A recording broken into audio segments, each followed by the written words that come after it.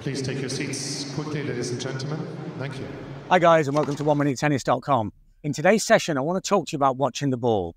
And I want to show you the unique way and totally unnatural way that professional players watch the ball. And then I want to show you a great way for you to test whether you're watching the ball the same way as the best players in the world, and how you can find this unique technique so that you hit the ball cleaner, faster, with a lot less errors.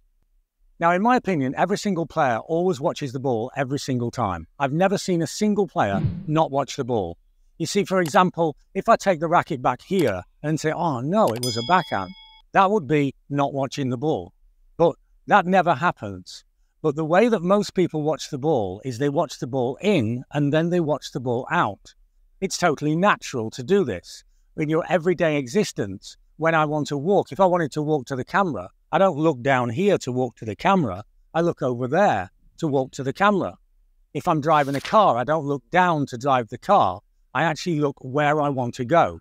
So it's totally natural when we play tennis that I want to look up to where I want the ball to go.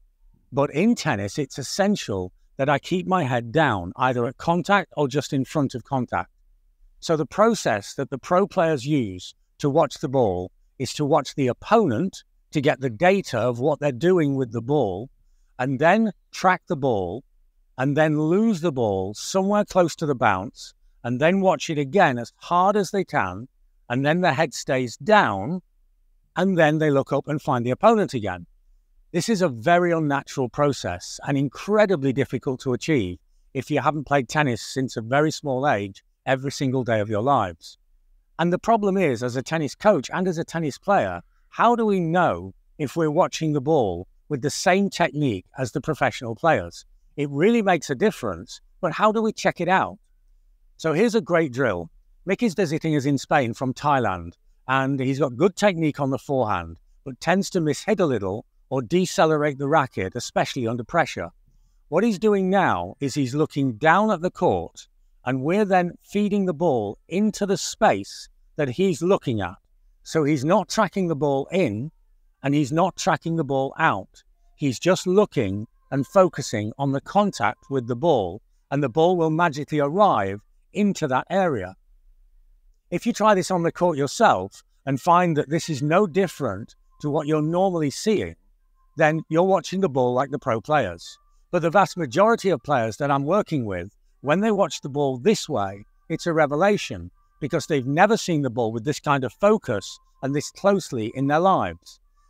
The natural progression after finding this unique way of watching the ball, the pro way of watching the ball, is to track the ball in and then leave their head down. And to make sure we're doing this, I ask the players to actually call out the result of their stroke, so they can call it out by feel, not by seeing. This creates a very strong desire for them to look up to actually see the result and call it out, but in forcing them to keep their head down to track it, to see it, and then leave their head down, they're again reinforcing the habit of watching the ball like the ATP and WTA Tour players. The natural progression then is to move into rallies, and what we've got Mickey doing here is serving one ball, and then we'll return the ball, and then on the next shot he has to freeze, and we both examine whether he's kept his head down, tracked the ball in, and then frozen and seen the contact with the ball. And then the next stage to go is to do this into play and examine every single point whether the head was down during the process of hitting the ball. The actual difference that this is making is whether you're watching the ball in what's called fixed visual focus or variable visual focus. I'm now passing a ball in front of the camera, and my eyes are locked on a fixture, and the ball is moving around that fixture. This is fixed visual focus. Now my eyes are locked on the moving object, the variable, and the rest of the world seems to be moving round as the variable moving object, the ball, stays perfectly in focus. This is variable visual focus. So watch the ball like the pros. First of all, you have to find whether you're watching the ball in the same way. Then use these progressions to apply it. And when you apply it, you should find that you're hitting the ball way cleaner, you have far less mistakes, and much more consistency on the court. If you like my ideas on tennis, check out what we're doing off court.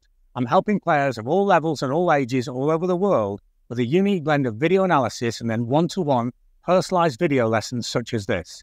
Or check out our books on Amazon. We have books on every aspect of the game, and the books offer detailed analysis of the science, the biomechanics, and the technique of the strokes, and then super simple solutions such as this, helping you to reach the next level in your game.